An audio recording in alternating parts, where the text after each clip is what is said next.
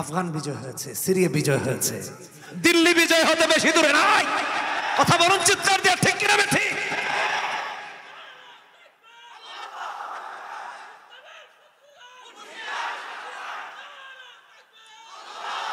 এখন তার ফিজিক্যাল অবস্থা এমন, মসজিদে যদি রুকু দেয় কারণ বেশি জোরে দিলে গলে যাবে। সিজদায় গেলে কই আইসিইউতে থাকা লাগবে, জাতা খায়। আমি আমার মসজিদে সব সময় বলি, ফজরের পর সস্তি হাঁটতে বের হবে, হাঁটতে বের হবে, এক্সারসাইজ করবে। রাসূল সাল্লাল্লাহু আলাইহি ওয়াসাল্লামের চেয়ে বড় বুজুর্গ হয়ে গেছে, ফিজিক্যালি ফিট হন। আর এখন আমাদের এক অবস্থা যে শত্রুকে দৌড়ানি দিবে কি, শত্রু আইসে এটা শুনলে ঘর থেকে বের হইতে গিয়া সিঁড়িতে উষ্টা খেয়ে না। এই অবস্থা কেন আপনারা? কেন বললাম, কেন এই আয়াত তেলাওয়াত করলাম? প্রেক্ষাপট ডিমান্ড করে। দেখেন না, 2 দিন পরে পরে ওরা বিবাড়িয়া দিয়া হয় কি, আমাদের বিবাড়িয়া ভাইরা কইছে আসো, বললাম টললাম সব রেডি আছে, ঠিক কিনা বেটি? মাথায় রেখেন করে কেন এই কথা বলতেছে? ওরা আমাদেরকে ডর দেখায়। কিছু হলুদ সাংবাদিক আছে, ওরা এই তো ভারত দখল করে নিল বাংলাদেশ। শ্বশুর বাড়ির বহুত যৌতুক নিচ্ছে, এখন আর নেওয়ার সুযোগ নাই। কথা বলো ঠিক কিনা বেটি? নেওয়ার দিন শেষ, তোমাদের জিনিস তোমাদেরকে দিয়ে দিছি, এখন আমাদের জিনিস আমাদের আনার অধিকার। কথা বলেন ঠিক কিনা বেটি? কেন এই কথা বললাম? 16 ডিসেম্বরে একটা রাষ্ট্রের প্রধানমন্ত্রী সেই স্ট্যাটাস দিয়েছে আমাদের বিজয় নাকি তার বিজয়। চিন্তা করেছেন তাহলে আমাদের দেশের বিজয় কোথায়, সার্বভৌমত্ব কই? আমাদের দেশের মুক্তিযুদ্ধকে অপমান করা হয়েছে, লাঞ্ছিত করা হয়েছে, অপদস্থ করা হয়েছে। এর তীব্র প্রতিবাদ জানাই। দেশের সার্বভৌমত্ব ঝুঁকিতে। কোথায় আছি আপনারা? আমাদের অস্তিত্ব কোথায়? তবে একটা সমীকরণ আপনাদের কাছে মনে করিয়ে দিই। ওরা আমাদেরকে বলে এই করে ফেলবে, সেই করে ফেলবে। আমি আমার বক্তব্য তাদের কাছে পৌঁছায় দেই, মনে রেখো।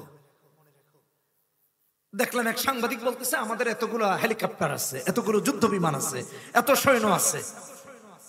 আহাম্মক থাকার, তোমার সৈন্য তো 3 ভাগ করে 3 জায়গায় রেখে দিছো। 6 লাখ দিয়ে রাখছো কাশ্মীর, মুসলমানদেরকে পাহারা দেওয়ার জন্য। 3 ভাগের বাকি 2 ভাগ, 1 ভাগ দিয়ে রাখছো পাকিস্তান সীমান্তে, 3000-এর বেশি সীমান্ত, আর আরেক ভাগ দিয়ে রাখছো চায়না। এমনি শুনছি চায়না একদিকে খালি খোঁচা মারলেই 6-7 কিলো দিন। কথা বুঝেন? আবার দেখেছো ওখানে নাকি বসতি নির্মাণ করতেছে। মোদি সাহেব নাকি খুব টেনশনে আছে। আমাদেরকে এদিকে হুমকি ধামকি দেয়, ওদিকে চায়না বাড়ি বানায়। শোনেন, আমি তো চিন্তা করে দেখলাম এরপরে কারা আমাদের সাথে যুদ্ধ করে। আগে পাকিস্তান সামলাম, তারপরে ইন্ডিয়া সামলাম, চীন সামলাম। কথা বলেন ঠিক কিনা বেটি? ওরা আমাদেরকে হুমকি দেয় বাংলাদেশের চারদিকে আমরা আহাম্মক, তোমাদের চারদিকেও চীন, বাংলাদেশ আর পাকিস্তান। কথা বলেন ঠিক কিনা বেটি? একটা রাষ্ট্র তোমাদের বন্ধু রাষ্ট্র নয়। আগের দিন বাগে খেয়েছে। কথা বলেন ঠিক কিনা বেটি? চিল্লাচিল্লি করলে ভেতরে 7 সিস্টার, আর 5 দিক থেকে 3 দেশ এক দিক থেকে ঢুকলে দিল্লি বিজয় হতে হবে, দেরি লাগবে না। কারণ হলো তোমরা যদি বলো এতগুলো হেলিকপ্টার আছে, এত সৈন্য আছে, আমি বলতে চাই বাংলাদেশের জনসংখ্যা যদি 20 কোটি হয় আর 90 ভাগ যদি মুসলমান হয়, একজন মুসলমান মুজাহিদ শাহাদাতের তামান্না নিয়া বাতিলের বিরুদ্ধে রাস্তায় জিহাদ নেবে।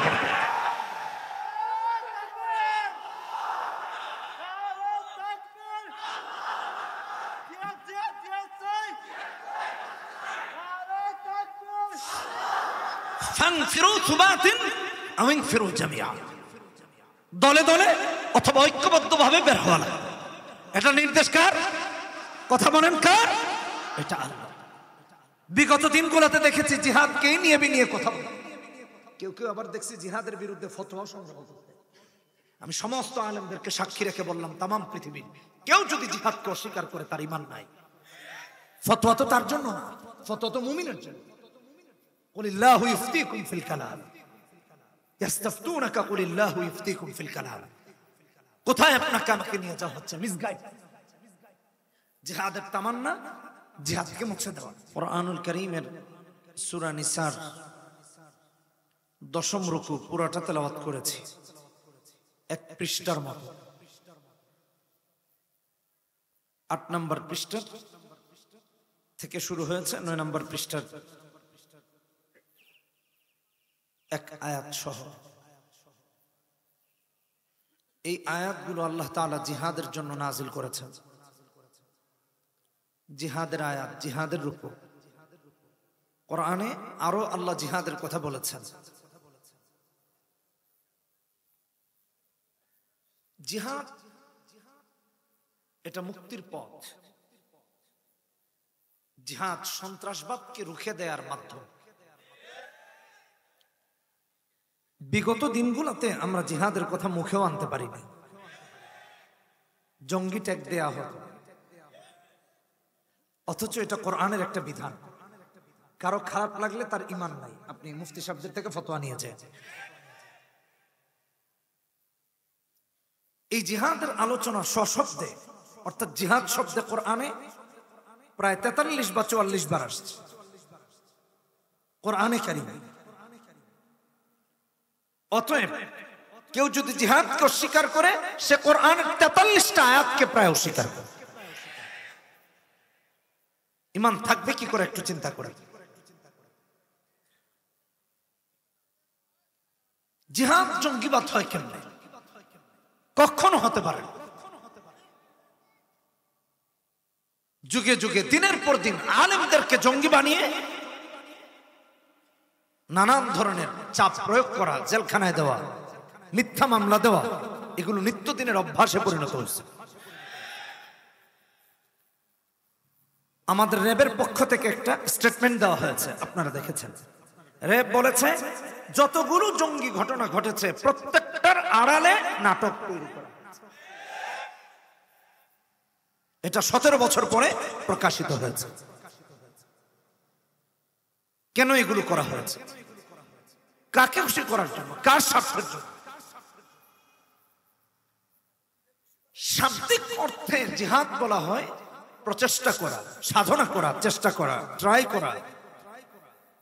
পরিভাষায় জিহাদ বলা হয় আল্লাহর জমিনে আল্লাহর দ্বীনকে কায়েম করার জন্য এবং মুসলমানদের সার্বভৌমত্ব রক্ষার জন্য যে চূড়ান্ত প্রতিরোধ গড়ে তোলা হয়, ওটাই হলো জিহাদ। আমার ভাইরা, আমাদের দেশে পদ রক্ষার জন্য মারামারি হয়, কাটাকাটি হয়, আধিপত্য বিস্তারের জন্য মারামারি কাটাকাটি হয়, নেতৃত্বের জন্য মারামারি কাটাকাটি হয়। কিন্তু জিহাদ নেতৃত্ব, মারামারি, কাটাকাটি, পদের জন্য লড়াই করে ইত্যাদি কিছুই না। জিহাদের উদ্দেশ্য হলো মুসলমানরা আল্লাহর জমিনে আল্লাহ রাব্বুল আলামিনের দাসত্বে মানুষকে নিয়োজিত করা। এটাই জিহাদের উদ্দেশ্য। গায়রুল্লাহর দাসত্ব করা যাবে না। আল্লাহ তাআলা এই নির্দেশনা মুমিনকে দিয়েছেন। আমার শরীর বেশি একটা ভালো না, তার মাঝে আজকে জুমা, মনে হয় 2.5 ঘন্টা ঘুমিয়েছি। এই যে সকালে উঠেছিলাম 8:30টায় ফজরের পরে ঘুমিয়ে, এ পর্যন্ত চলতেছে, দৌড়াদৌড়ি চলতেছে, কথার কথা বলতেছে। জুমা থেকে শুরু হয়েছে। তো আমরা অল্প পরিসরে মৌলিক কিছু কথা বলবো। ওলামায়ে কেরাম এখানে আছেন, আলেমদের জন্য না, আমাদের জনসাধারণের জন্য। আলেমরা তো যা তেলাওয়াত করছে বুঝেই বুঝে ওয়াজ কোনটা হবে না হবে, আলেমদের ব্যাপারে আওয়ামের জন্য কথা বলতেছে। আল্লাহ প্রথমেই সম্বোধন করেছেন ইয়া আইয়ুহাল্লাযীনা আমানু, ঈমানদার। কোরআনে আল্লাহ বহু জায়গায় ইয়া আইয়ুহান নাস বলেছেন, কিন্তু এখানে ইয়া আইয়ুহান নাস বলেন নাই। কারণ ইহুদি নাসারার উপর জিহাদ ফরজ নয়, জিহাদ মুসলমানের উপর ফরজ। কথা বলুন ঠিক কিনা বেঠিক? এটা মাথায় রেখে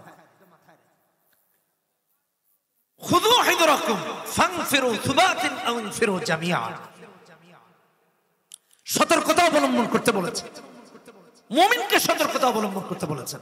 মুমিন এখন সতর্ক নয়, আরাম আয়েশ করে। মুনাফিকি তার কাঁধের উপর এমন ভাবে চেপে বসেছে, সে আল্লাহ রাস্তায় লড়াই করাকে ভুলে গেছে।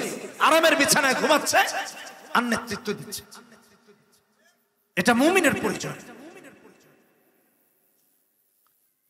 মুফাসসিরিন কেরামগণ এর ব্যাখ্যায় বলেন মুমিন সশস্ত্র যুদ্ধের প্রস্তুতি নেবে, সশস্ত্র সতর্কতা অবলম্বন। ভাইরা আমার, আগের জামানায় শুনেছি, আপনারা শুনেছেন, চোর আসলে নাকি আগে চিঠি ডাকাত আসলে, সলিমুদ্দিন বিদেশ থেকে আসছে, স্বর্ণ গহনা জানিয়ে আসছে, আজকে রাত্রে আসবে। এখন ঘরওয়ালা কি করে, সব গাঁটটি বেঁধে গেটে রেখে দেয়, বলে সাহেব আপনার কষ্ট করা লাগবে না, দ্বিতীয় সিঁড়িতে রেখে দিয়েছে সব।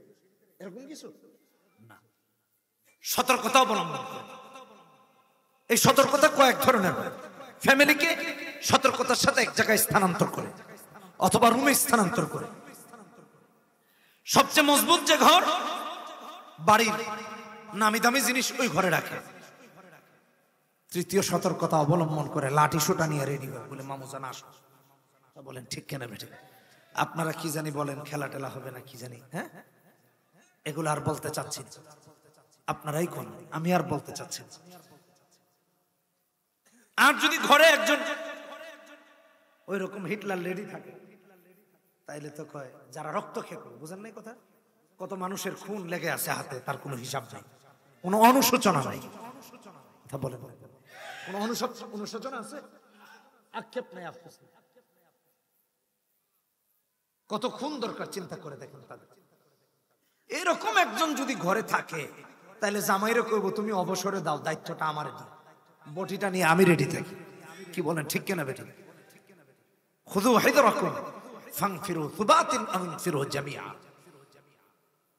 সতর্কতা তো অবলম্বন করতেই হবে, এবং দলে দলে অথবা একতাবদ্ধ হয়ে এক জামাত হয়ে আল্লাহর রাস্তায় লড়াইয়ের জন্য বের হয়ে যাওয়া লাগবে। এটা আল্লাহর নির্দেশ, মুসলমান এবং মুমিনের উপরে, মুনাফিক আর কাফেরদের জন্য নয়। সাবধান হও, কোরআনের বক্তব্য বুঝতে চেষ্টা করুন, সতর্ক হই। এই নির্দেশনা আল্লাহ।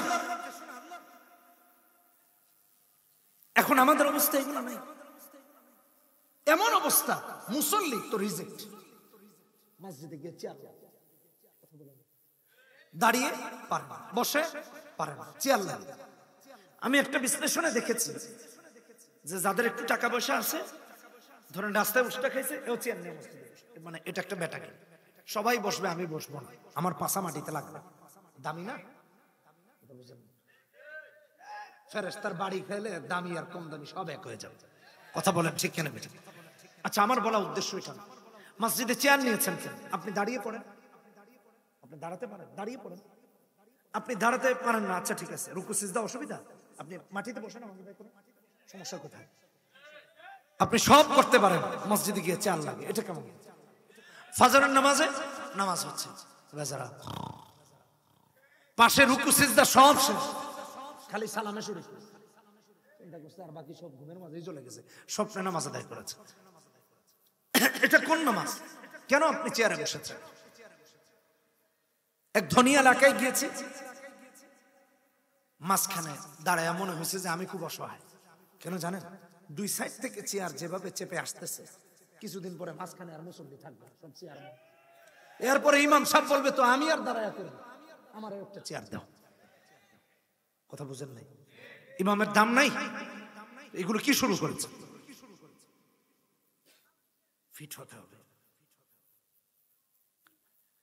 ঢাকা ৭ আসনে এমপি ছিল হাজী সেলিম, আমাদের এলাকার। একবার বিএনপির আমলে, তখন আমরা ছোট, পুলিশ তারে দৌড়ানি দিচ্ছে, বেচারা দৌড়ানি খেয়া বুড়িগঙ্গা পার হয়ে গেছে। নির্বাচনে যে তারপরে নির্বাচনী সম্মেলনে এসে বলতেছে যে পুলিশ এগুলো তো ফিজিক্যাল কোনে ফিট ফিট কিচ্ছু নাই, কা আমার সাথে লড়াইবার পারে না, আমি পার হয়ে গেছি, ওরা লড়াই আমার ধরবার পারে না। তো আপনি লড়াইবেন কেন? পেট যদি 3 হাত লম্বা বানান, হ্যাঁ, লড়াই করার প্রস্তুতি গ্রহণ করেন। আফগান বিজয় হয়েছে, সিরিয়া বিজয় হয়েছে, দিল্লি বিজয় হতে বেশি দূরে নাই। কথা বলুন চিৎকার দিয়ে, ঠিক কিনা বেঠি?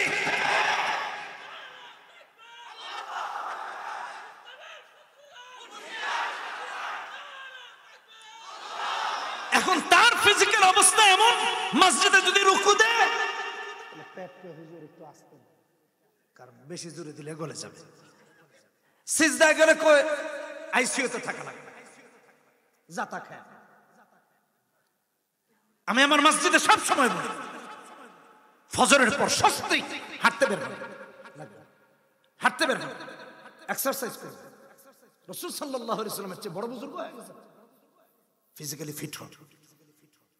আর এখন আমাদের এক অবস্থা যে শত্রুকে দৌড়ানি দিবি কি, শত্রু আইসে এটা শুনলে ঘর থেকে বের হইতে গিয়া সিঁড়িতে উষ্টা খেয়ে না। এই অবস্থা কেন আপনারা? কেন বললাম, কেন এই আয়াত তেলাওয়াত করলাম? প্রেক্ষাপট ডিমান্ড করে। দেখেন না, 2 দিন পরে পরে ওরা বিবাড়িয়া দিয়া হই কি, আমাদের বিবাড়িয়া ভাইরা কইছে আসো, বললাম টললাম সব রেডি আছে, ঠিক কেনা বেটি? মাথায় রেখেন করে কেন এই কথা বলতেছে? ওরা আমাদেরকে ডর দেখায়। কিছু হলুদ সাংবাদিক আছে, ওরা এই তো ভারত দখল করে নিল বাংলাদেশ। শ্বশুর বাড়ির বহুত যৌতুক নিচ্ছে, এখন আর নেওয়ার সুযোগ নাই। কথা বলো ঠিক কিনা বেটি? নেওয়ার দিন শেষ। তোমাদের জিনিস তোমাদেরকে দিয়ে দিছি, এখন আমাদের জিনিস আমাদের আনার অধিকার। কথা বলেন ঠিক কিনা বেটি? কেন এই কথা বললাম? 16 ডিসেম্বরে একটা রাষ্ট্রের প্রধানমন্ত্রী সেই স্ট্যাটাস দিয়েছে আমাদের বিজয় নাকি তার বিজয়। চিন্তা করেছেন? তাহলে আমাদের দেশের বিজয় কোথায়, সার্বভৌমত্ব কই? আমাদের দেশের মুক্তিযুদ্ধকে অপমান করা হয়েছে, লাঞ্ছিত করা হয়েছে, অপদস্থ করা হয়েছে। এর তীব্র প্রতিবাদ জানাই। দেশের সার্বভৌমত্ব ঝুঁকিতে। কোথায় আছি আপনারা? আমাদের অস্তিত্ব কোথায়? তবে একটা সমীকরণ আপনাদের কাছে মনে করিয়ে দিই। ওরা আমাদেরকে বলে এই করে ফেলবে, সেই করে ফেলবে। আমি আমার বক্তব্য তাদের কাছে পৌঁছায় দিই, মনে রেখো। দেখলেন এক সাংবাদিক বলতেছে আমাদের এতগুলো হেলিকপ্টার আছে, এতগুলো যুদ্ধ বিমান আছে, এত সৈন্য আছে। আহাম্মক কথাকার, তোমার সৈন্য তো 3 ভাগ করে 3 জায়গায় রেখে দিছো। 6 লাখ দিয়ে রাখছো কাশ্মীর, মুসলমানদেরকে পাহারা দেওয়ার জন্য। 3 ভাগের বাকি 2 ভাগ, 1 ভাগ দিয়ে রাখছো পাকিস্তান সীমান্তে, 3000-এর বেশি সীমান্ত, আর আরেক ভাগ দিয়ে রাখছো চায়না। এমনি শুনছি চায়না একদিকে খালি খুঁচা মারলেই 6-7 কিলো দিয়ে। কথা বুঝেন? আবার দেখেছো ওখানে নাকি বসতি নির্মাণ করতেছে। মোদি সাহেব নাকি খুব টেনশনে আছে। আমাদেরকে এদিকে হুমকি ধামকি দেয়, ওদিকে চায়না বাড়ি বানায়। শোনেন, আমি তো চিন্তা করে দেখলাম এরপরে কারা আমাদের সাথে যুদ্ধ করে। আগে পাকিস্তান সামলাম, তারপরে ইন্ডিয়া সামলাম, চীন সামলাম। কথা বলেন ঠিক কিনা বেটি? ওরা আমাদেরকে হুমকি দেয় বাংলাদেশের চারদিকে আমরা আহাম্মক, তোমাদের চারদিকেও চীন, বাংলাদেশ আর পাকিস্তান। কথা বলেন ঠিক কিনা বেটি? একটা রাষ্ট্র তোমাদের বন্ধু রাষ্ট্র নয়। আগের দিন বাগে খেয়েছে। কথা বলেন ঠিক কিনা বেটি? চিল্লা চিল্লি করলে ভেতরে 7 সিস্টার, আর 5 দিক থেকে 3 দেশ এক দিক থেকে ঢুকলে দিল্লি বিজয় হতে হবে, দেরি লাগবে না।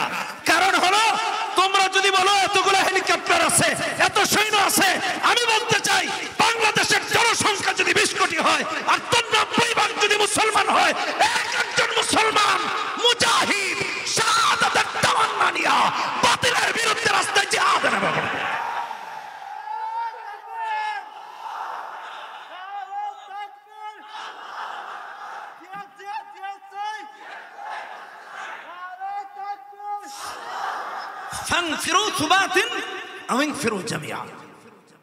দলে দলে অথবা ঐক্যবদ্ধ ভাবে বের হওয়া লাগে। এটা নির্দেশ কার? কথা বলেন কার? এটা আল্লাহ। বিগত দিনগুলোতে দেখেছি জিহাদকে নিয়ে কথা বলে, কেউ কেউ আবার দেখছি জিহাদের বিরুদ্ধে ফতোয়া সংগ্রহ করতে। আমি সমস্ত আলেমদেরকে সাক্ষী রেখে বললাম, তামাম পৃথিবীর কেউ যদি জিহাদকে অস্বীকার করে তার ঈমান নাই। ফতোয়া তো তার জন্য না, ফতোয়া তো মুমিনের জন্য। কুলিল্লাহু ইফতিকুম ফিল কালাম, ইস্তাফতুনাকা কুলিল্লাহু ইফতিকুম ফিল কালাম। কোথায় আপনাকে আমাকে নিয়ে যাওয়া হচ্ছে? মিসগাইড। জিহাদের তামান্না, জিহাদকে মুছে দেওয়া। আমাদের এক ছোট ভাই আছে, তায়েফের এক মসজিদের ইমাম। তো সে তো প্রথম ইমাম হয়েছে, জানে না। তিলাওয়াত খুব সুন্দর, মাঝে মাঝে এখন দেশে আছে, আমি নিয়ে যাই এখানে সেখানে জোর করে। আজকে থাকলে আমি তেলাওয়াত শোনাইতাম আপনাকে। তো একদিন বলতেছে, ভাই জানেন কি হয়েছে? বলে কি হয়েছে? আমার মসজিদে যদি কখনো জিহাদের আয়াত আসে, মুসল্লিরা আমার আড়াল নিয়ে খবরদার এই আয়াত আর তেলাওয়াত কইলেন না। চিন্তা করেছেন? বলে কেন? জিহাদের আয়াত তেলাওয়াত করলে ধরে নিয়ে যায় সৌদি বাদশা। এই অবস্থা বর্তমান সৌদির। যদি এই অবস্থা না হতো তাহলে ফিলিস্তিনের মুসলমানরা মার খেত, মার খেত। আহারে কি দিয়ে আর বুঝাবো? আল্লাহু আ'লাম। আল্লাহ আমাদের হেদায়েত দান করুন। সবাই যুদ্ধে যাবে না। ওয়া ইন্না মিনকুম লামান লা ইউবাত্তিআন্না ফাইন আসাবাতকুম মুসিবা ক্বালা ক্বাদ আনআমা আল্লাহু আলাইয়া ইয লাম আকুম মাআহুম শাহীদা। এটা ৭২তম আয়াত। ভালো করে মাথায় রেখে সবাই যাবে না, একটা দল গড়িমসি করবে, পিছু টানবে। যার আলোচনা সামনে আরো আসছে, ওই যে আল্লাহ রাব্বুল আলামিন বলেছেন ফামা লাকুম ফিল মুনাফিকিনা ফিয়াতাইন আল্লাহু আরকাসাহুম বিমা কাসাবু। ৭৯ নম্বর আয়াত, সম্ভবত ১১ নম্বর পৃষ্ঠা, ৫ নম্বর পারা, ১০ নম্বর পৃষ্ঠার পরে ১১ নম্বর পৃষ্ঠা শুরু। আল্লাহু আরকাসাহুম বিমা কাসাবু আতুরিদুনা আন তাহদু মান আদাল্লাল্লাহ ওয়া মান ইউদ্লিলিল্লাহু ফালান তাজিদ লাহু সাবিলা। মুনাফিকদের চরিত্র তুলে ধরেছেন। ওয়াদ্দু লাউ তাকফুরুনা কামা কাফারু ফাতাকুনুনা সাওয়াআন ফালা তাত্তাখিযু মিনহুম আউলিয়া হাত্তা ইউহাজিরু ফি সাবিলিল্লাহ ফাইন তাওয়াল্লাউ ফাখুযুহুম ওয়াকতুলুহুম হাইথু ওয়াজাদতুমুহুম ওয়া লা তাত্তাখিযু মিনহুম ওয়ালিয়্যান ولا نصيرا إلا الذين يصلون إلى قوم بينكم وبينهم ميثاق أو جاءوكم حصرت صدورهم أن يقاتلوكم أو يقاتلوا قومهم ولو شاء الله لسلطهم عليكم فلقاتلوكم فإن اعتزلوكم فلم يقاتلوكم وألقوا إليكم السلام فما جعل الله عليكم سبيلا ستجدون آخرين يريدون أن يأمنوكم ويأمنوا قومهم كلما ردوا إلى الفتنة أركسوا فيها فإن لم يعتزلوكم ويلقوا إليكم السلام ويكفوا أيديهم فخذوهم واقتلوهم حيث ثقفتموهم وأولئكم جعلنا لكم عليهم سلطانا مبينا। আরেক পৃষ্ঠা তেলাওয়াত। এই সব মুনাফিকের চরিত্র আল্লাহ তুলে ধরছে।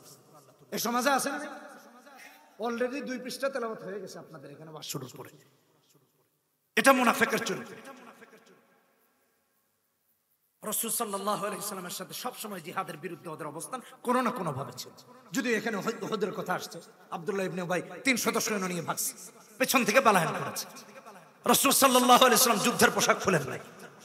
এটা নবীর শান নয়, এটা যুদ্ধের পরিণতি হতে পারে না। সামনে আমি বলতেছি, সবাই যুদ্ধে যাবে না, একটা দল পিছু টানবে। আল্লাহু আকবার। আমার কাছে মনে হচ্ছে আল্লাহ তাআলা আজকের এই 2024 সালে আপনার আমার অবস্থা দেখে এই আয়াতগুলো নাযিল করেছে। এই কথা কেন বলেছেন জানেন? এদেশে কখনো নবীকে গালি দেওয়ার কারণে রাজপথে হক্কানি উলামায়ে কেরাম প্রতিবাদ করেছেন। এদেশে কখনো কোরআন পড়ানোর কারণে রাজপথে হক্কানি উলামায়ে কেরাম আন্দোলন করেছেন। এদেশে কখনো হক্কানি উলামায়ে কেরাম ইসলামী সমাজ ব্যবস্থা প্রতিষ্ঠার জন্য আন্দোলন করেছেন। তাদের উপর গুলি চালানো হয়েছে, তাদেরকে শহীদ করে দেওয়া হয়েছে, জেলখানায় নিয়ে যাওয়া হয়েছে, জুলুম করা হয়েছে, নির্যাতন করা হয়েছে, ফাঁসির কাস্টে পর্যন্ত ঝোলানো হয়েছে।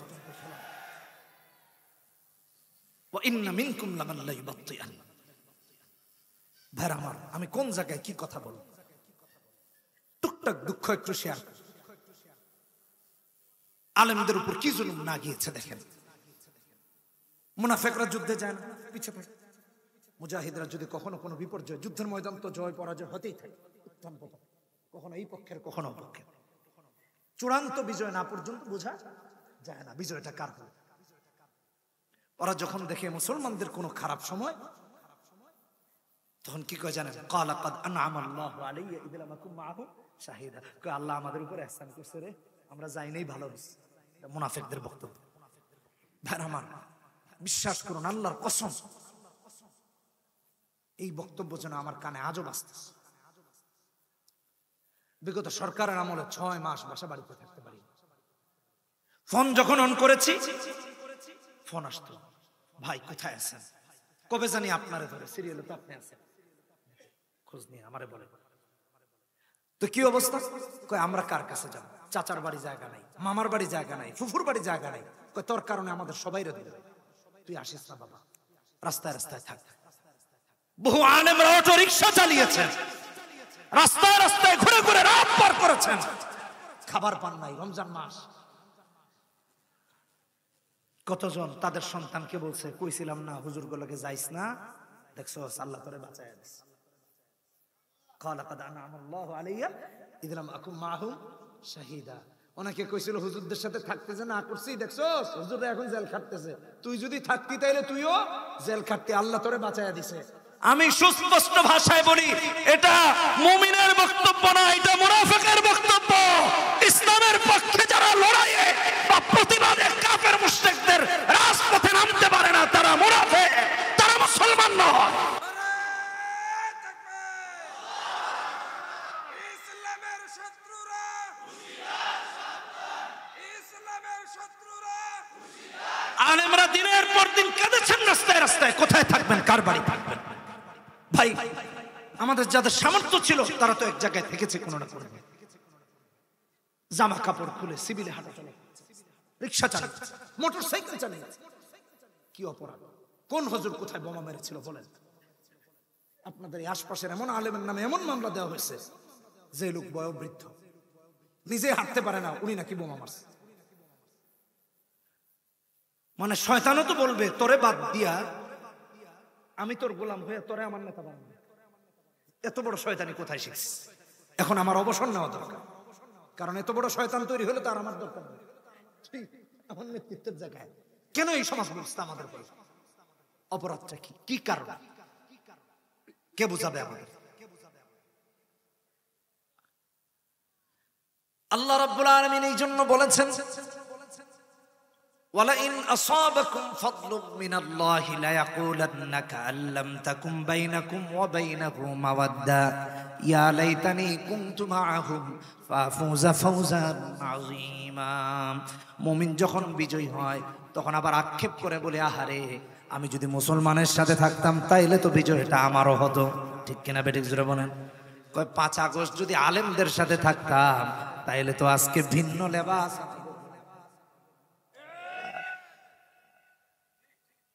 ভালো করে বুঝেন,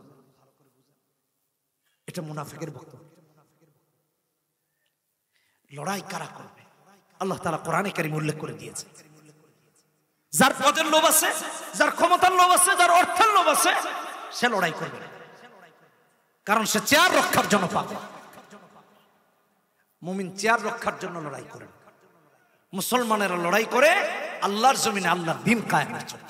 আর তোমরা লড়াই করো তোমার মার্কা কায়েম। এটাই হলো পার্থক্য।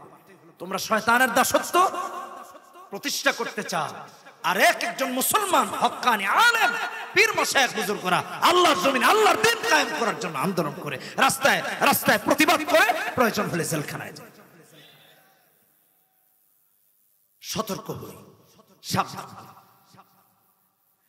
আল্লাহ রাব্বুল আলামিন তাই তো বলেন, فليقاتل في سبيل الله الذين يشرون الحياة الدنيا بالآخرة ومن يقاتل في سبيل الله فيقتل أو يغلب فسوف نؤتيه أجرا عظيما। সে লড়াই যেন করে, সে যেন আল্লাহর রাস্তায় লড়াই করে, আল্লাহর রাস্তায় জিহাদের ময়দানে যেন শরীক হয়। ওই ব্যক্তিকে যে আখিরাতের বিনিময়ে দুনিয়াকে বিক্রি করে দিয়েছে, দুনিয়ার পদের তার কোনো লোভ নাই, দুনিয়ার মার্কার লোভ নাই, দুনিয়ার রাজত্ব আর শাসনের কোনো মর্যাদা তার কাছে নাই, বরং সে চায় ফামান কানা ইয়ারজু লিকা রাব্বিহি ফালইআমাল আমালান সালিহা ওয়া লা ইউশরিক বিইবাদাতি রাব্বিহি আহাদা। আল্লাহর জমিনে আল্লাহর দ্বীন কায়েম করে কিয়ামতে রবের মুলাকাত হাসিল করতে চায়। কিয়ামতে কার মুলাকাত চায়? জোরে বলেন, কার? আল্লাহর। মনে থাকবে, এটা মুমিনের কাজ, এটা মুসলমানের কাজ। এই জন্য বন্ধুগণ আমার, হক্কানি আলেমরা কখনো মাজলুমের পক্ষ অবলম্বন করেন না। মুফতি আমিন রহমাতুল্লাহি আলাইহি সব সময় বলতেন,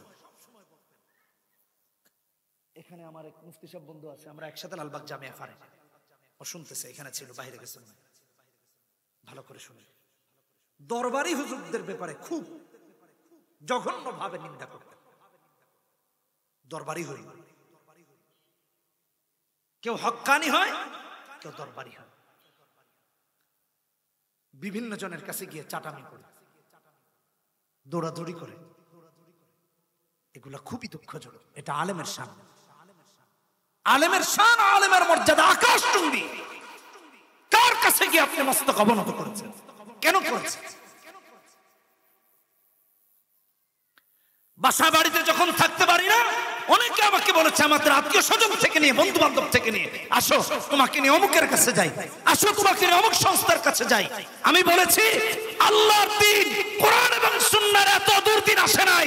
আমি এক রাফি বিন মনির কোরআন সুন্নাহকে জলাঞ্জলি দিয়ে বাতিলের কাছে আপোষ করব। প্রয়োজনে ওয়াজ মাহফিল করা লাগবে না, রিকশা চালাবো, বাতিলের কাছে গিয়ে মাথা নত করবো না।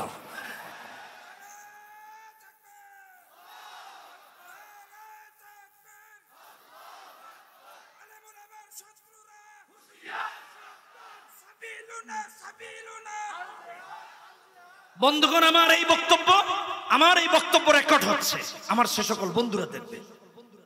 আমার এক বড় ভাই প্রশাসনের অনেক বড় কর্মকর্তা ছিলেন। আমার বাবার নির্দেশে বারবার তিনি চেয়েছিলেন। গতকাল প্রোগ্রামে যাওয়ার সময় তার সাথে কথা হয়েছে চ্যাটে। 5 আগস্টের এই অবস্থা দেখে কানাডায় আছে, এখানে চলে গেছেন। ভালো করে বোঝার চেষ্টা করুন আলেমের সামনে কি করে। এখানে ওলামায়ে কেরাম জানেন। আমি ছোট্ট একটা দৃষ্টান্ত দিই। ডক্টর শহীদ আব্দুল্লাহ আযম রহমতুল্লাহ আলাইহি সূরা তাওবার তাফসীর লিখেছেন। ভালো করে কান দিয়ে শুনুন। সূরা তাওবার তাফসীর লিখেছেন। মিশরের ইতিহাস তুলতে গিয়ে বাদশা ফারুক মুসলমানদের দিয়ে মুসলমানদেরকে দমানোর চেষ্টা করেন। এই গ্রুপ আলেম দিয়ে ওই গ্রুপকে ধরার, ওই গ্রুপ দিয়ে এই গ্রুপকে ধরার। আপনি বিশ্বাস করেন সমস্ত কিছু 100 এগারো। বিগত দিনে আলেমরা এই পর্যায়ে চলে গেছিল না, এই গ্রুপ ওই গ্রুপের নামে, ওই গ্রুপ এই গ্রুপের নামে, এই এজেন্সির কাছে গিয়ে এর কথা বলে, এর কথা বলে। একটু চিন্তা করে দেখেন 1954 থেকে 66 সাল পর্যন্ত মাথায় রেখে বাদশা ফারুক চিন্তা করলো ইসলামের বিরুদ্ধে ইসলামকে লাগিয়ে দিতে হবে, আলেমদের বিরুদ্ধে আলেমদেরকে লাগিয়ে দিতে হবে। ষড়যন্ত্র শুরু করল। এর ধারাবাহিকতা রক্ষার জন্য আল আজহার বিশ্ববিদ্যালয়, যেখানে পড়লে আজহারি উপাধি লাগে, এটা তো আপনারা এখন জানেন খুব ভালো। আল আজহার বিশ্ববিদ্যালয়, আমাদের বর্তমান সরকারের প্রধান উপদেষ্টা গতকালকে আল আজহার বিশ্ববিদ্যালয়ে বক্তব্য দিয়েছে, এটা অনেকে জানেন হয়তো বা। ভালো করে শুনে, সেই আল আজহারে 1954 বা তার আগে যারা প্রধান হতেন, প্রিন্সিপাল হতেন, অধ্যাপক হতেন, তারা আরবের শ্রেষ্ঠ বুজুর্গ ব্যক্তিরা হতেন, মুত্তাকি ব্যক্তিরা হতেন। ঠিক 1954 তে যিনি আল আজহার বিশ্ববিদ্যালয়ের প্রধান, তিনি হলেন ডক্টর খিজির মোহাম্মদ রাহিমাহুল্লাহ। ডক্টর খিজির মোহাম্মদ রাহিমাহুল্লাহ আরবের নির্বাচিত বুজুর্গ ব্যক্তি। বাদশা ফারুক চিন্তা করলো বাকি আলেমদেরকে যদি হত্যাযজ্ঞ চালাতে হয় বা তাদেরকে যদি জেলে ঢুকাতে হয়, তাহলে ডক্টর খিজির মোহাম্মদের একটা সমর্থন, এটা বিশাল কাজে। ডক্টর খিজির মোহাম্মদকে রাজ দরবারে ইফতারির জন্য আহ্বান করলো, রমজান মাস। ভালো করে শুনেন, ডক্টর খিজির মোহাম্মদ রাহিমাহুল্লাহ গিয়েছেন। রাজকীয় ইফতারির আয়োজন করা হলো, ইফতারি দেওয়া হলো। খিজির মোহাম্মদ রাহিমাহুল্লাহ ইফতারি দেখে, কারণ উনি বুঝে গিয়েছেন বাদশার উদ্দেশ্য, বললেন হুররিমাত আলাইকুমুল মাইতা, আল্লাহ এই সমস্ত মৃত জিনিস হারাম করে। আশ্চর্য হয়ে গেল যে এখানে এগুলো কি বলছে, এগুলো তো ইফতারি। ডক্টর খিজির মোহাম্মদ রাহিমাহুল্লাহ আরেক শব্দ বাড়িয়ে বললেন হুররিমাত আলাইকুমুল মাইতাতু। বাদশা আশ্চর্য হয়ে গেল, খিজির মোহাম্মদ বলে কি আর আমি বলি। আশ্চর্য হয়ে বলছে, হ্যাঁ খিজির মোহাম্মদ, এখানে মৃত রক্ত এগুলো কোত্থেকে এসেছে? এগুলো তো এখানে নাই। আমার ভাইরা, 1954 সালের সেদিনে হক্কানি আলেম, বুজুর্গ আলেম, মুত্তাকি আলেম ডক্টর খিজির মোহাম্মদ রাহিমাহুল্লাহ ইফতারির একটা অংশ হাত দিয়ে তুলে বাদশা ফারুকের সামনে দেখায় দিলেন। ইফতারি থেকে রক্তের ফুঁটা টপ টপ করে পড়তে আরম্ভ করেছে। ডক্টর খিজির মোহাম্মদ রাহিমাহুল্লাহ বুঝিয়ে দিলেন, কোন হক্কানি আলেম কোন মাসলুম মুসলমানের বিরোধিতা করে না। যেই জালেমের হাত মাসলুমের রক্তে রঞ্জিত, তাম পৃথিবীর কোন হক্কানি আলেম জালেমের পক্ষাবলম্বন করতে পারে না, পারে না, পারবেও না ইনশাআল্লাহ। নারে তাকবীর, নারে তাকবীর। উলামায়ে কেরামের শত্রুরা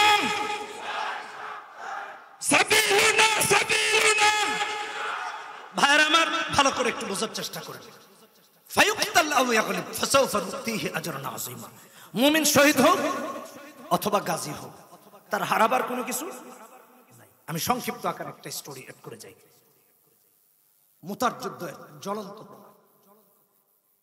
রাসূলুল্লাহ সাল্লাল্লাহু আলাইহি ওয়াসাল্লাম 3 জন সেনাপতি নির্ধারণ করে দিয়েছিলেন, আপনাদের মনে আছে আশা করি। যায়েদ ইবনে হারিসা, দ্বিতীয়ত জাফর ইবনে আবি তালেব, তৃতীয়ত আব্দুল্লাহ বিন রাওয়াহা রিদওয়ানুল্লাহি তাআলা আলাইহিম আজমাইন। 3 জন ঠিক করে দিয়েছেন। সাহাবায়ে কেরাম সেনাপতিরা বাড়িতে বিদায় আনতে গেছেন, স্ত্রীর কাছে বিদায় আনতে গেছেন। স্ত্রী হাত তুলে দোয়া করতেছে, আল্লাহ আমার স্বামীকে তুমি গাজী বানায়। স্বামী ডেকে বলে, তুমি স্ত্রী এই দোয়া করতেছো, অথচ আমার শাহাদাতের লিস্টে তো নাম উঠে গেছে। কারণ রাসূলুল্লাহ সাল্লাল্লাহু আলাইহি ওয়াসাল্লাম আমার পরেও আরেকজন সেনাপতি নির্ধারণ করেছেন। বলছেন যায়েদ ইবনে হারিসা শহীদ হলে জাফর ইবনে আবি তালেব, জাফরও শহীদ যদি হয়ে যায়, আব্দুল্লাহ বিন রাওয়াহা সেও যদি শহীদ হয়ে যায়, তাহলে মুসলমানরা বসে পরামর্শের ভিত্তিতে একজন সেনাপতি নিয়োগ দিবে। তুমি দোয়া করতেছো আল্লাহ যেন আমারে ফিরায় আনে। কিন্তু রাসূলুল্লাহ সাল্লাল্লাহু আলাইহি ওয়াসাল্লামকে আল্লাহ তো জানিয়ে দিয়েছেন যে আমার শাহাদাত সুনিশ্চিত, তাই রাসূল আমার পরেও একজন সেনাপতি নির্ধারণ করে দিয়েছেন। সুবহানাল্লাহ। চিন্তা করা যায়, যিনি জানেন তিনি শহীদ হয়ে যাবেন, তিনি স্ত্রীর কাছ থেকে বিদায় নিয়ে যাচ্ছেন, তিনি সন্তানের কাছ থেকে বিদায় নিয়ে যাচ্ছেন কাফেরদের বিরুদ্ধে লড়াই করে আল্লাহর রাস্তায় শহীদ হয়ে যাওয়ার জন্য। ফায়ুকতাল আও ইয়াগলিব ফাসাউফা নুতিহি আজরান আযীমা। মুমিন যদি বেঁচে থাকে তাহলে হয় বিজয়ী, গাজী। আর যদি শহীদ হয় সরাসরি ঋণ ব্যতি রেখে আল্লাহ সব গুনাহ তার মাফ করে জান্নাতে ঢুকায় দেন। কথা কি বুঝে এসেছে? এটা মাথায় রেখেন। আমার আল্লাহ এর পরের আয়াতে বলেন, ওয়ামা লাকুম লা তুকাতিলুনা ফি সাবিলিল্লাহি ওয়াল মুস্তাদআফিনা মিনার রিজাল ওয়ান নিসা ওয়াল উইলদান আল্লাযীনা ইয়াকুলুন রব্বানা আখরিজনা মিন হাযিহিল ক্বরিয়াতিল যালিমি আহলুহা ওয়াজআল লানা মিন লাদুনকা ওয়ালিয়্যা ওয়াজআল লানা মিন লাদুনকা নাসীরা। আয়াত নাজিল হয়েছে 1450 বছর আগে, কিন্তু বর্তমান ফিলিস্তিন আর কাশ্মীরের দিকে তাকালে বোঝা যায় ওদের আর্তনাদটাই যেন কোরআনে কারিমে আল্লাহ তুলে ধরেছেন। কি জুলুমটা হচ্ছে চিন্তা করে দেখেন ফিলিস্তিনের মুসলমানদের উপরে। আল্লাহ বলছেন, তোমাদের কি হলো, তোমরা লড়াই করছো না আল্লাহর রাস্তায়, অথচ দুর্বল নারী, শিশু, পুরুষ আল্লাহর কাছে দোয়া করতেছে, রব্বানা আখরিজনা মিন হাযিহিল ক্বরিয়াতি যালিমি আহলুহা। যে জনপদের সমস্ত অধিবাসী জালেম হয়ে গেছে, আল্লাহ এখান থেকে আমাদেরকে উদ্ধার করেন। একজন অভিভাবক পাঠান, একজন সাহায্যকারী বানিয়ে পাঠান। আজ আমাদের ফিলিস্তিনি ভাইদের কি আর্তনাদ, কথা বলেন ঠিক কিনা বেঠি? জোরে বলুন ঠিক কিনা বেঠি?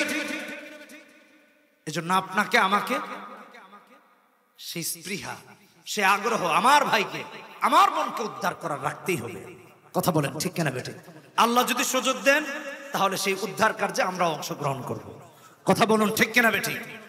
আচ্ছা, এটা গেল এক বিষয়। আসেন, আল্লাহ ধমক দিয়ে বলতেছেন, তোমাদের কি হলো? আল্লাহ রাস্তায় লড়াই করছো না কেন? জিহাদে অংশগ্রহণ করছো না কেন? ভাইরা আমার, আসেন আপনাদেরকে একটু প্রেক্ষাপট বোঝাই। ইসলামের প্রাথমিক যুগে জিহাদ আল্লাহ ফরজ করেন, তখন নবীজি মক্কায়, সাহাবায়ে কেরাম দিন পালনে বাধাগ্রস্ত হচ্ছিলেন। অনেক পাওয়ারফুল যারা নও মুসলিম সাহাবী ছিল, নতুন ইসলাম গ্রহণ করেছেন, তারা বললেন, ইয়া রাসূলুল্লাহ, ইয়া হাবিবাল্লাহ, ও আমার সামনে তো দাঁড়িয়ে কথা বলার ক্ষমতা নাই, কালেমা গ্রহণ করার কারণে ও আমার সাথে কথা বলতেছে, আমাকে দিন পালনে বাধা দিচ্ছে, আপনি নির্দেশ দেন ওর গর্দান উড়ায়া দিন। আল্লাহ বললেন ৭৭ নম্বর আয়াত, আলাম তারা ইলাল্লাযীনা ক্বিলা লাহুম কুফু আইদিয়াকুম ওয়া আকিমুস সালাহ ওয়া আতুজ যাকাত ফালাম্মা কুতিবা আলাইহিমুল কিতাল ইযা ফারীকুম মিনহুম ইয়াখশাউনান নাস কাখাশিয়াতিল্লাহি আও আশাদ্দা খাশিয়া। আল্লাহ তখন বলেছেন, হাত সংবরণ করে রাখ। রাসূল হিজরত করে মদিনায় গেছেন। আল্লাহ বলেছেন সূরা হজ ৩৯ নম্বর আয়াত, আমার আল্লাহ জানিয়ে দিয়েছেন, উযিনা লিল্লাযীনা ইউকাতালুনা বিআন্নাহুম যুলিমু ওয়া ইন্নাল্লাহা আলা নাসরিহিম লাকাদির। হে আমার হাবিব, জিহাদকে আপনার উপর ফরজ করে দেওয়া হলো। মুসলমানেরা সশস্ত্র লড়াইয়ের জন্য প্রস্তুতি গ্রহণ করলেন, জিহাদে বেরিয়ে পড়লেন। আমার ভাইরা, আল্লাহ রাব্বুল আলামিন জিহাদ করতে বলেছেন কখন? ভালো করে শুনেন, ইসলামকে আজকে জঙ্গিবাদ বলা হয়, কোরআনকে জঙ্গিবাদের কথা বলা হয়, কোরআনকে অপবাদ দেওয়া হয়, এটা জঙ্গিবাদের কিতাব। এই কোরআন নাকি জঙ্গিবাদ শিক্ষা দেয়। খবরদার, খবরদার, সাবধান হয়ে যান।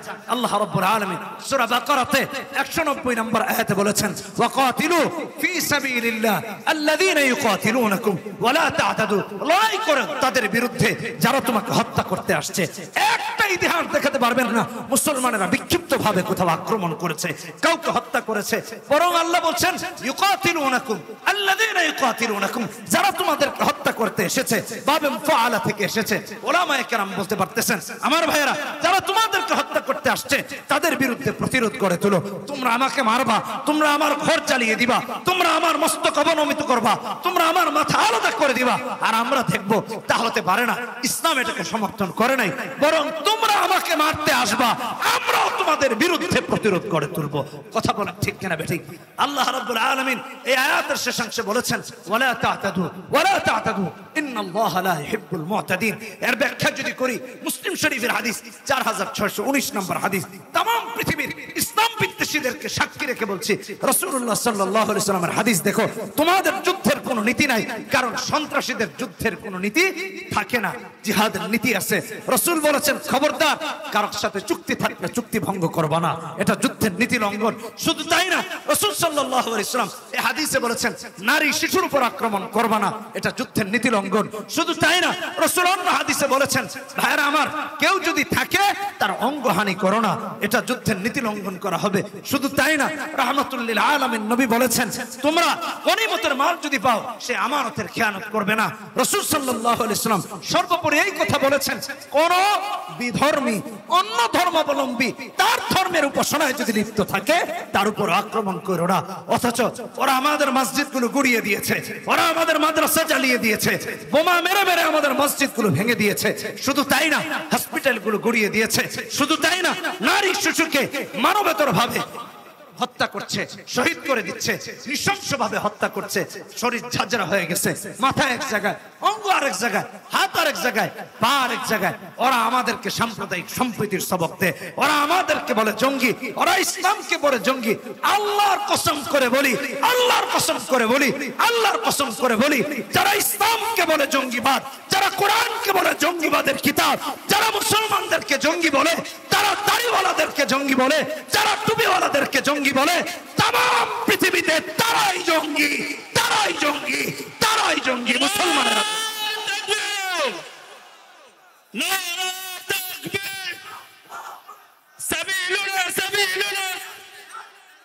জিহাদ জিহাদ জিহাদ চাই, জিহাদ করে বাঁচতে চাই, জিহাদ জিহাদ জিহাদ চাই। আল্লাহ রাব্বুল আলামিন 193 নম্বর আয়াতে বলেছেন, লড়াই করা শুরু করেছো, পিছে যাওয়ার সুযোগ নেই। হাত্তা লা তাকুনা ফিতনা, যতক্ষণ না কুফর নিশ্চিহ্ন হবে, লড়াই চলবে। কথা বলেন ঠিক কিনা বেঠিক? হক বাতিলের কথা বলে না কেন? হক বাতিলের চলছে লড়াই, চলবে, ঠিক কিনা বেঠিক? কথা বলেন না কেন? হক বাতিলের লড়াই চলবে ইলা ইয়াউমিল কিয়ামা। কথা বলুন ঠিক কিনা বেঠিক? এই লড়াইয়ে অংশগ্রহণ করতে পারা এটা সৌভাগ্য, মাথায় রেখে।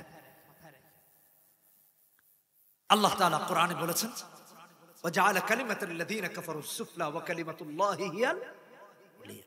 সূরা তাওবা 40 নম্বর আয়াত। আল্লাহর কালেমাকে উঁচু করে ধরতে হবে, এটাকে নিচে পড়তে দেওয়ার কোনো সুযোগ নাই। আমরা কি করেছি একটু নিজেকে নিজে জিজ্ঞেস করেন। ইসলামকে ভুলণ্ঠিত করেছি, লাঞ্ছিত করেছি, অপদস্থ করেছি। আমার বাসা ঢাকা বিশ্ববিদ্যালয়ের পাশে। আমি এখানে আসতে যেতে দেখি পূজা হয়, কনসার্ট হয়, টিএসসির মোড়ে প্রজেক্টর লাগিয়ে খেলা পর্যন্ত হয়। নারীরা, শিশুরা, পুরুষরা রাত 2টা-3টা পর্যন্ত খেলা দেয়। এই যে কয়েকদিন আগে গেল না কাতার বিশ্বকাপ, কাতারে গিয়েছিলাম, ওই যে কি যেন স্টেডিয়াম বানাইছে কন্টেইনার দিয়ে, এগুলো দেখে আসছে। ভালো করে মাথায় রাখেন, কোন উৎসব বা কিছুতে কোনো সমস্যা নাই। কোরআন তেলাওয়াত, সিরাত প্রোগ্রাম, এগুলাতে সমস্যা। কি কারণে সমস্যা? আচ্ছা রাখেন এটা আড়ালে, সামনে যাই। গত বছর আমার মসজিদে দুজন এয়ারফোর্সের ভাইরা আসছে, ধর্মপ্রাণ, দাড়ি রাখছেন, জুমার নামাজ পড়তে আসছে। জুমার নামাজের পরে বলতেছেন, হুজুর দোয়া করেন, খুব চাপে আছে। বলে কেন চাপে? এই যে দাড়ি রেখেছি তাই নজরদারিতে আছে যে আমি দাড়ি রাখবো। একজন মুসলমান ওয়াজিব কাজ করবে, এটা নাকি আবার অনুমতি নিয়ে রাখা। কার থেকে অনুমতি নেবে? কে অনুমতি দিবে? যে অনুমতি আল্লাহ তার রাসূল দিয়েছেন, সেই অনুমতি তোমরা দেওয়ার কে? কত বড় স্পর্ধা হলে, ইসলাম বিদ্বেষী হলে, নাস্তিক্যবাদ লালন করলে এটা হতে পারে, চিন্তা করে দেখো। অনুমতি নিয়ে দাঁড়িয়ে রাখা লাগে। আচ্ছা রাখুন এটা।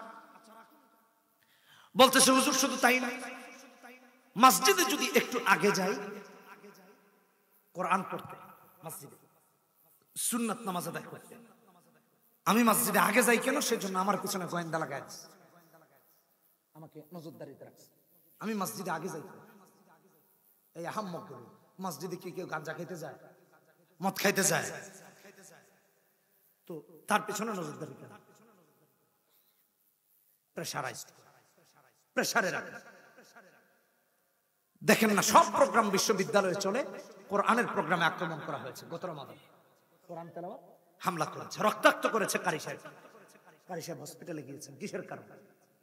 ভারতকে খুশি করার জন্য। যে টেনশন করেন না, আপনাদের জন্য আমরা আছি।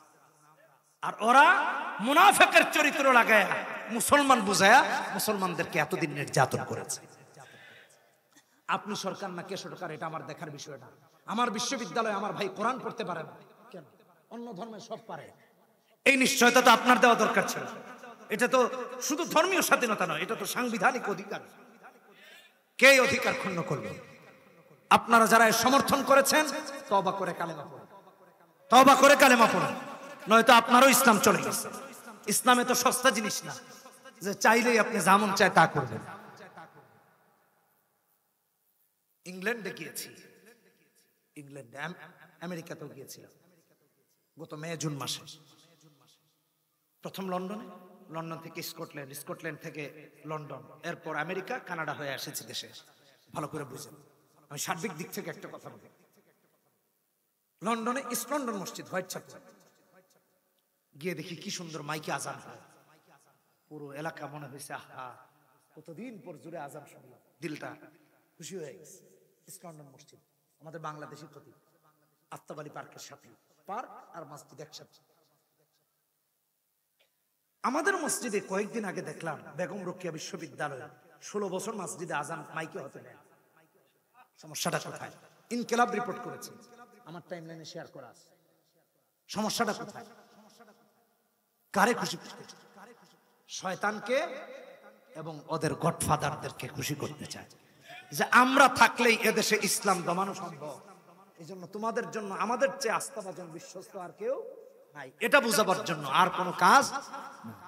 কেন এগুলো করেছো? কারে খুশি করার জন্য করছো? শেষ পর্যন্ত তো কেউ খুশি হয়, আল্লাহরও গেল, বান্দারও গেল। মাথায় রেখে শিক্ষা আপনার আমার জন্য।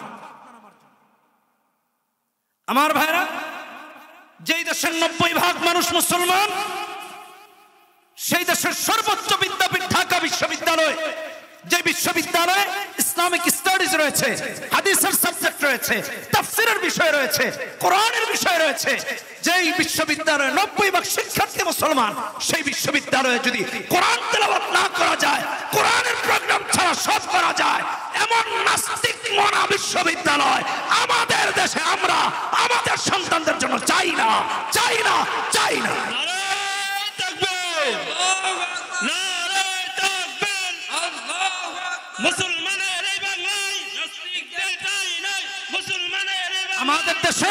আমাদের দেশে এই অবস্থা অন্তত পক্ষে হতে পারে না। 90% মুসলমান বলি, আপনি দেখেন 90%-এর আরো 90% মুনাফিক হয়ে গেছে। মুনাফিকের চরিত্র বাদ দিন, জাহান্নামের সবচেয়ে নিকৃষ্ট জায়গা হবে মুনাফিক। ইন্নাল মুনাফিকিনা ফিদ দারকিল আসফালি মিনান নার ওয়া লান তাজিদ লাহুম নাসিরা। 145 146 নম্বর আয়াত আল্লাহ বলেছেন সূরা নিসা। হ্যাঁ, ইল্লাল্লাযীনা তাবু ওয়া আসলাহু ওয়া আতাসামু বিল্লাহি ওয়া আখলাসু দীনহুম লিল্লাহ ফাউলাইকা মাআল মুমিনিন। তাওবার দরজা খোলা আছে, যদি একনিষ্ঠ তাওবা হয়। যা ভুল করেছেন করেছেন, আজ থেকে তাওবা করেন, আজ থেকে তাওবা করেন। আল্লাহর রাস্তায় ফিরে আসেন, এমনটা করেন না।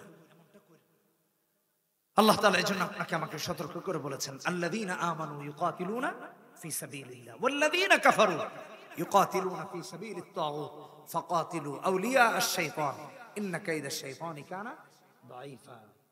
আল্লাহর রাস্তায় লড়াই করে যারা মুমিন, আর শয়তানের রাস্তায় লড়াই করে যারা কাফের। কথা বলেন ঠিক কিনা বেঠিক? এখন তো লড়াই চলছে শয়তানের রাস্তায়, প্রত্যক্ষভাবে, ওপেনলি। ভাইরা আমার, দুঃখের কথা কি বলবো, আজ থেকে 5-7 বছর আগে বলছি, ভালো করে শুনে রাখেন। আমার সাথে আমার বন্ধু বান্ধব আছে, 2জন মাওলানা সাহেব আছে। আমি প্রায় সময় বলতাম, ভারত কাশ্মীরকে যেভাবে দখল করে আধিপত্য বিস্তার করেছে মুসলমানের উপরে, ওরা এদেশকেও স্বপ্ন দেখতো কাশ্মীর বানানো। বহু রিপোর্ট বের হয়েছে। তাবলিগ নিয়ে গেঞ্জাম, কালকে দেখলাম রিপোর্ট হয়েছে যে এর সাথে মুসাদ জড়িত, ইসরায়েল জড়িত। আর আমি আরো 3-4 বছর আগে বলছি এর সাথে ইসরায়েল জড়িত। আমার ভাগনারা ওরা সাক্ষী আছে, গাড়িতে বসে বলেছে রিপোর্ট করে।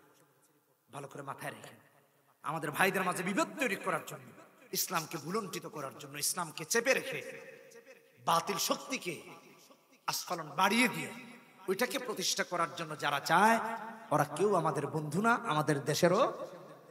এটা মাথায় রেখে, তারা সব সময় এটা চায়। আপনাকে আমাকে সজাগ থাকতে হবে। ইন্না কাইদাশ শাইতানি কানা দাঈফা। শয়তানের ষড়যন্ত্র নিতান্তই দুর্বল। এজন্য দেখেছেন না, 17 বছরের কত শক্তিশালী শক্তি সময় পেয়েছিল মাত্র 45 মিনিট। মাথায় রাখেন, 17 বছর পরে 45 মিনিট, আর 5 বছরের পরে ভাগ দিয়া দেখেন কয় মিনিট। একটু হিসাব নিকাশ করে সব কইরা। আমি এই জন্য আপনাদের কাছে বিনীত অনুরোধ করব, স্বাধীনতার 53 বছরে আমরা এদেশে দেখেছি যারাই ক্ষমতায় এসেছে, যাদেরই ক্ষমতার পালাবদল হয়েছে, তারা আলেমদেরকে চাপে রেখেছে, কোরআনের বিরুদ্ধে অবস্থান করেছে, ইসলামী শাসন ব্যবস্থার বিরুদ্ধে অবস্থান করেছে। আমি আজ আপনাদের সবাইকে নিয়ে একতাবদ্ধ হয়ে একটা দাবি উপস্থাপন করতে চাই, আর আমরা কাউকে দেখতে চাই না। আগামী সরকার দেখতে চাই ইসলামের সরকার, আগামী সরকার দেখতে চাই কোরআনের সরকার, আগামী সরকার দেখতে চাই হক্কানি আলেম ওলামার সরকার। কে কে রাজি আছে হাত তুলে দেখায় দাও মুসলমানেরা। নারায়ে তাকবীর, নারায়ে তাকবীর। আলেম ওলামা যেখানে এই মুহূর্তে দরকার, আলেম ওলামা সরকার। নারায়ে তাকবীর। ভালো করে বুঝুন, স্বাধীনতার 53 বছরে রাষ্ট্রের হাজার হাজার কোটি টাকা বাঁচানো হয়েছে। এটা অস্বীকার করার কারো সুযোগ আছে? বিগত দিনগুলোতে যারা ক্ষমতায় এসেছে তাদের আসে, তাদের আমলে হয়েছে। হুজুরদের পিছনে গোয়েন্দা লাগাছে, হুজুরদের কি হয়েছে? রাষ্ট্রের হাজার হাজার কোটি টাকা বিদেশে পাচার করে চোরেরা এগুলা দেখে না। কি কারণে দেখলো না? কি কারণে গোয়েন্দা রিপোর্ট নেই? কি কারণে আমরা জানি? কি কারণে নিউজ হতো না? শুধু এটুকু বলতে চাই, এই 53 বছরে যত হাজার কোটি টাকা রাষ্ট্রের পাচার হয়েছে, একজন শাইখুল হাদিস এই পাচারের সাথে জড়িত দেখাতে পারবেন না, একজন মুহাদ্দিস পারবেন না, একজন খতিব সাহেব দেখাতে পারবেন না, একজন হক্কানি আলেম দেখাতে পারবেন না। এর থেকে বোঝা যায় যারা আমাদের এতদিন কান্ধের উপর চেপে বসেছিল, এরা দেশপ্রেমিক কেউ নয়। এদেশের একমাত্র দেশপ্রেমিক হক্কানি উলামায়ে। এই কথা কেন বললাম? বিপদ আসলে ওরা প্লেনে করে পালায়, কিন্তু এটা মাথায় রাখেন, দেশের উপর যদি কখনো শকুনের চক্ষু পড়ে, তাহলে এদেশের সর্বপ্রথম যারা প্রথম সারিতে দাঁড়িয়ে বাতিলের রক্তচক্ষু উপেক্ষা করে বন্দুকের নলের সামনে দাঁড়িয়ে যাবে, তারা এদেশের হক্কানি উলামা তোলাবা। কথা বলেন ঠিক কিনা বেটি? এদেশের এক একজন নেককার মুসলমান, তাদের আগে আর কেউ থাকতে পারে? আল্লাহ রাব্বুল আলামিন আমাদেরকে সেই হক্কানি মুসলমান হওয়ার এবং হক্কানি উলামায়ে কেরামদের অন্তর্ভুক্ত হওয়ার, তাদের সাথে থাকার তৌফিক দান করুন। সবাই বলে আমিন। জোরে বলে আমিন। থাকবেন না ইনশাআল্লাহ? কে কে থাকবো হাত তুলে দেখাই। বলি হে আল্লাহ, ওয়াদা করতেছি জীবনে আর কোনোদিন বাতিলের পক্ষাবলম্বন করব না, হক্কানি আলেমদের সাথে থাকবো। হে আল্লাহ, আমাদের সবাইকে দেশপ্রেমিক মুসলমান বানায় দাও। সবাই বলি আল্লাহুম্মা আমিন। আরো জোরে বলি আল্লাহুম্মা আমিন।